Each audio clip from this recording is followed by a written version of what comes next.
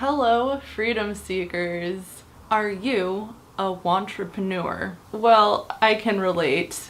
A wantrapreneur is somebody who has amazing ideas, who is self-directed and lives life the way they want to live.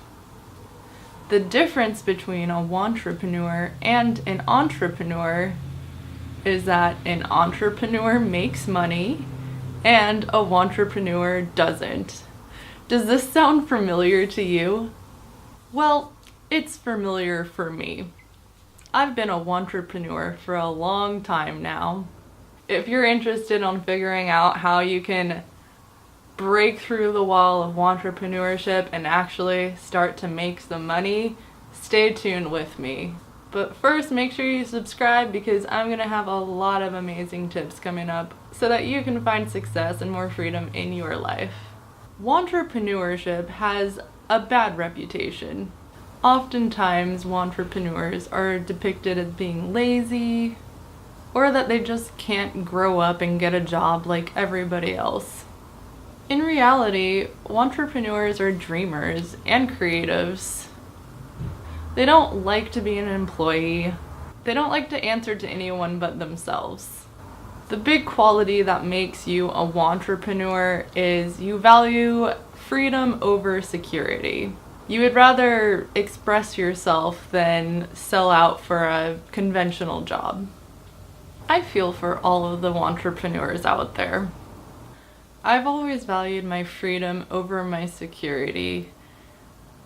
I always have great creative ideas and have always just assumed that there'd be some haphazard, brilliant business that would just emerge through all of my interests and talents and expressions.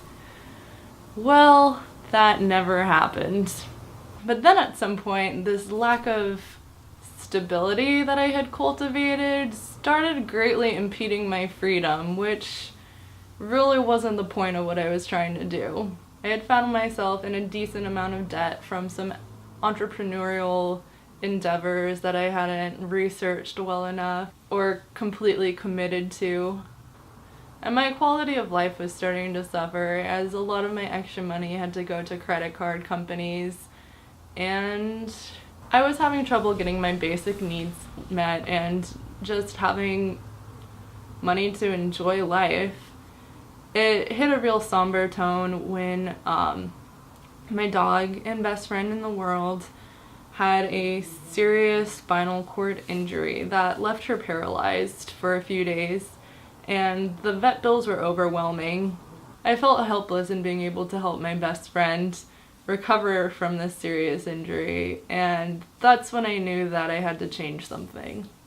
So, from my very unique perspective of being a wantrapreneur, I've come up with two extremely important qualities that may be what's missing if you're trying to bridge that gap between wantrapreneurship and entrepreneurship.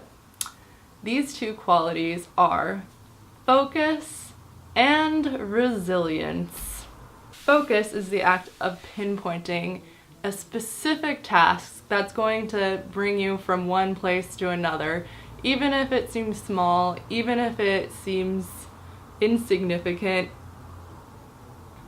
It's these tiny, small, menial tasks that end up bringing you to your larger goals.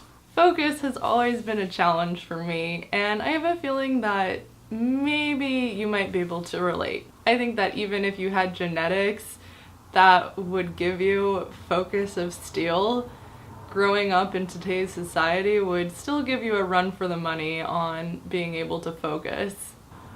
I have some bad news to break to you. You can't do everything. You're never going to be able to do everything. So stop trying.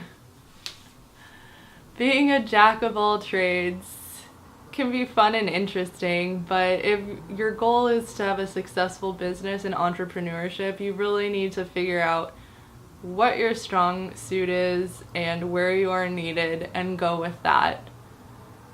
To have good focus, you should focus on your huge long-term goal but then break that down into tiny tasks that you do on a day-to-day basis and focus on those tasks. Then a couple of months down the road, you'll wake up and realize, hey, I'm actually doing it. Also, it's important that you learn to focus on what other people's needs are, not just yourself. Don't use your business to just entertain yourself unless you plan on being your only customer. So once we master how to focus, the other quality that will help bring you out of wantrapreneurship is resilience. Ask any successful business person how many times they failed on their path before finding success. They will say many, many times.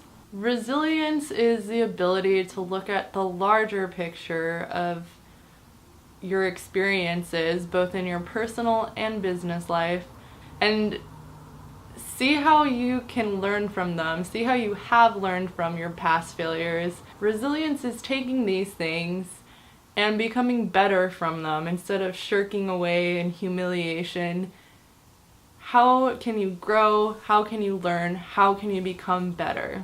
And as an end note, if you're looking to bridge the gap from wantrapreneur to entrepreneurship, please adopt the qualities of focus and resilience. One thing I think that you need to drop out of your life is perfectionism.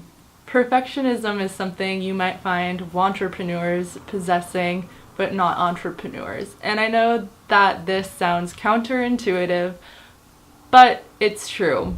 Wantrapreneurs may be paralyzed by perfectionism, meaning that they're waiting for the perfect time, they're waiting for the perfect opportunity, they're waiting to learn all of the stuff before they start talking about all of the stuff, and that's just gonna keep you stagnant and in the same place.